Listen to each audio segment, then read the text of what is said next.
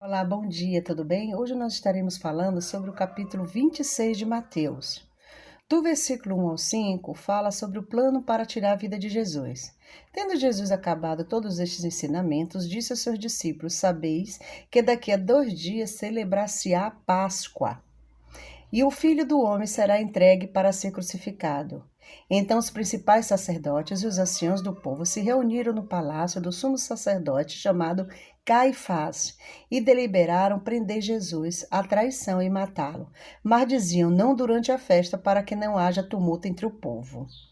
A Páscoa era uma celebração anual da cerimônia que Moisés instituiu na noite anterior da saída do povo no Egito.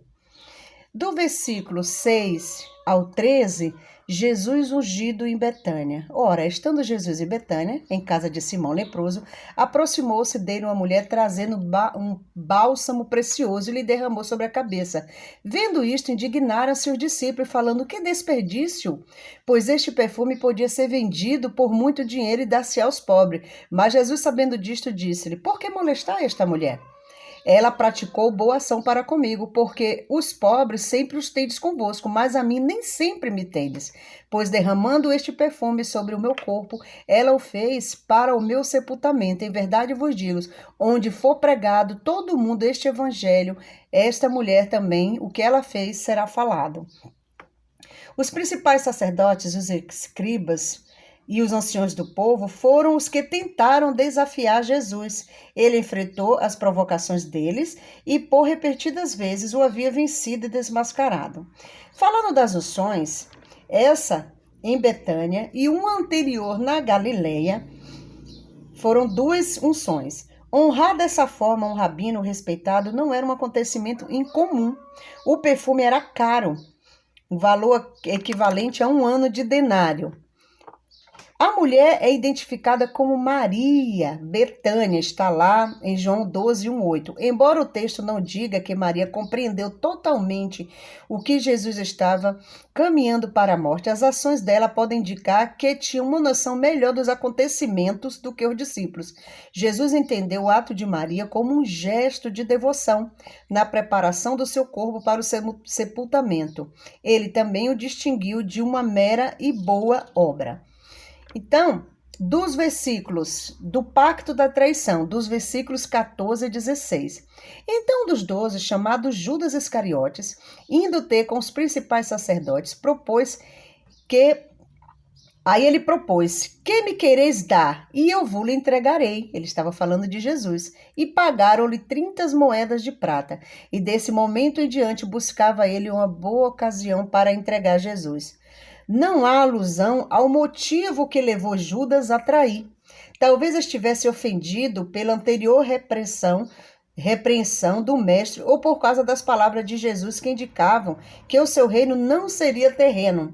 Até mesmo o dinheiro pode ter sido o motivo. De qualquer maneira, a decisão de Judas de trair contrasta fortemente com a devoção de Maria.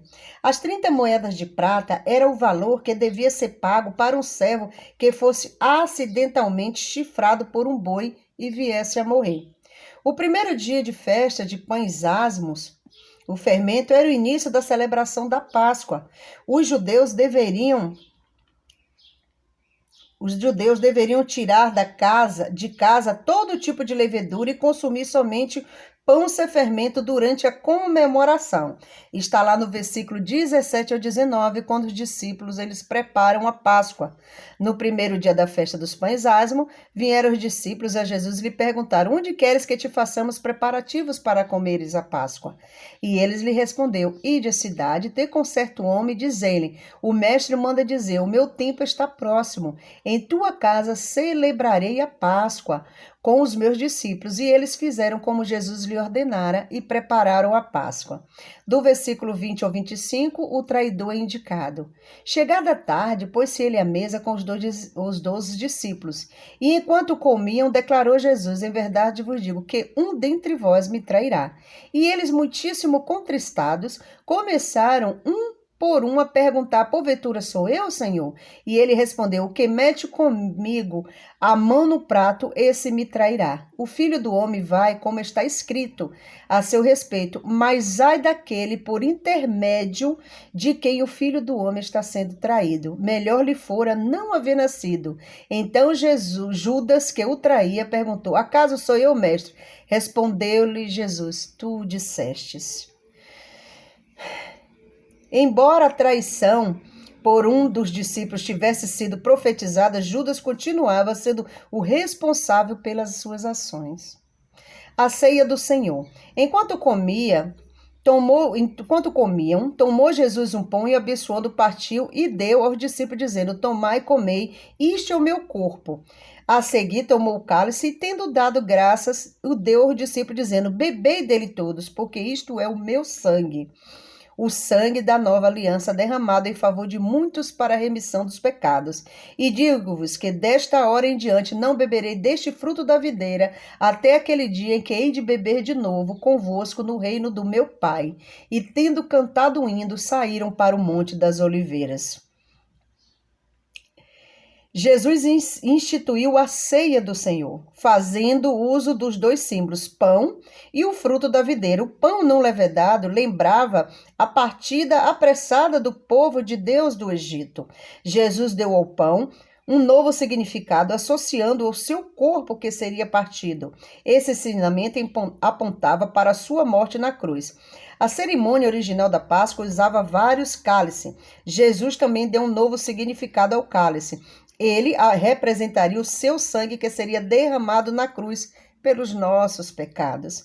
Depois da sua ressurreição, essa celebração serviria como uma lembrança da morte de Jesus na cruz e apontaria para o seu retorno. O hino entoado provavelmente era de um dos salmos de Hallel. Jesus relembrou os discípulos que havia um reino em que estariam juntos novamente. Aleluia! Pedro é avisado. Esses versículos é muito emocionante. Então Jesus lhe disse: esta noite todos vós se escandalizareis comigo, porque está escrito: ferirei o pastor e as ovelhas do rebanho, e ficarão dispersas. Mas depois da minha ressurreição irei adiante de vós para a Galileia, disse-lhe Pedro. Ainda que venhas a ser um tropeço para todos, nunca o serás para mim. Replicou-lhe Jesus: em verdade te digo que nesta mesma noite, antes do que o galo cante, tu me negarás 3 vezes. Disse-lhe Pedro: ainda que me seja necessário morrer contigo, de nenhum modo te negarei. E todos os discípulos disseram o mesmo. Esses versículos aqui, ele é muito assim, emocionante para mim, porque às vezes nós negamos Jesus com os nossos pecados, com as nossas falhas, mas Jesus é tão misericordioso para nos perdoar, que ele nos perdoa e nos dá nova oportunidade. Do versículo 36, do 36 ao 46, fala de Jesus no Getsêmani. Em seguida, Jesus foi com eles a um lugar chamado Getsêmani e disse aos seus discípulos: assentai-vos enquanto eu vou ali orar. E levando consigo a Pedro e a 2 filhos do Zebedeu, começou a entristecer-se e angustiar-se. Então lhe disse: a minha alma está profundamente triste até a morte, ficai aqui e vigiai comigo. Adiantando-se um pouco, prostrou-se sobre o seu rosto, orando, e dizendo: meu Pai, se possível, passa de mim este cálice, todavia não seja como eu quero, mas como tu queres. E voltando para os discípulos, achou-os dormindo. E disse a Pedro: então, nem uma hora pudesses vigiar comigo? Vigiai e orai, para que não entreis em tentação. O espírito, na verdade, está pronto, mas a carne é fraca. É por isso que nós precisamos todos os dias ler a palavra, estar em comunhão com o Senhor em oração, porque nós precisamos fortalecer o nosso espírito por causa das tentações da carne. E do versículo 47 ao 56, Jesus é preso, falando ele ainda, eis que chegou Judas, um dos 12, com ele, grande turba, com espadas e porretes, vinha da parte dos principais sacerdotes dos anciões. Ora, o traidor lhe tinha dado este sinal: aquele a quem eu beijar, esse o prendeu. E assim Judas fez, ele beijou Jesus, porém lhe disse: amigo, para que vieste. Nisto, aproximando eles, deitaram as mãos em Jesus e o prenderam. E eis que um dos que estava com Jesus, estendendo a mão, sacou a espada e, golpeando o servo do sumo sacerdote, arrancou-lhe a orelha, e nós sabemos que é Pedro. Então Jesus lhe disse: embaí a tua espada, pois todos que lançam mão da espada perecerão. Acaso apenas que não posso rogar ao meu Pai, e ele me mandaria nesse momento mais de 12 legiões de anjos? Como, pois, se cumpririam as escrituras segundo as quais assim deve suceder? Naquele momento disse Jesus às multidões: saístes com espadas e porretes para prender-me, como um salteador. Todos os dias no templo eu me assentava convosco ensinando e não me prendeste. Tudo isto, porém, aconteceu para que se cumprissem as escrituras. Aí Jesus perante Sinédrio, do versículo 57 ao 68, eis que o prenderam Jesus e levaram à casa de Caifás, o sumo sacerdote, e onde se haviam reunido os escribas. Mas Pedro seguia de longe até o pátio do sumo sacerdote, e entrando assentou-se entre os serventuários para ver o fim. E ali uma mulher foi e reconheceu Pedro: não és tu que andava com Jesus? E Pedro: não sou eu. Aí novamente ele foi reconhecido: não és tu que andava com Jesus? E Pedro: não sou eu, né? Aí depois ele nega pela terceira vez, né? Então, ali do versículo 69 a 75 fala: Pedro nega Jesus. Ora, estava Pedro assentado e fora ao pátio, e aproximando dele uma criada lhe perguntou. E aí ele falou: não, né? Então começou ele a praguejar e a jurar: não conheço este homem. Não, e mediante, aí quando ele falou isso, que foi a terceira negação dele, o galo cantou e ele lembrou que Jesus falou. Então Pedro se lembrou da palavra que Jesus lhe dissera: antes que o galo cante, tu me negarás 3 vezes. E saindo dali chorou amargamente. Então, nós estamos suscetíveis aos pecados e às falhas, mas nós precisamos ter no nosso coração um coração contrito com o Senhor, de pedir perdão pelos nossos pecados, porque o Senhor, ele está de portas abertas, está de coração aberto para nos perdoar. Pedro, ele foi perdoado, e Pedro se tornou um grande pregador do evangelho, e pode ser assim conosco. Nós, como eu sempre falo, a gente não precisa ser pessoas famosas ou conhecidas na sociedade para falar do amor de Cristo. Nós precisamos saber que a nossa obrigação como cristão é levar o amor de Cristo para todas as pessoas, de todas as formas possíveis que nós pudermos. E se há algum pecado em você, ore para o Senhor, peça para o Senhor que perdoe o seu pecado. O Senhor Jesus, ele está de portas abertas, de coração aberto para lhe receber e para perdoar os seus pecados. Não deixe para depois. Entregue-se a Jesus, volte aos caminhos do Senhor, fale do amor de Cristo. Um grande abraço.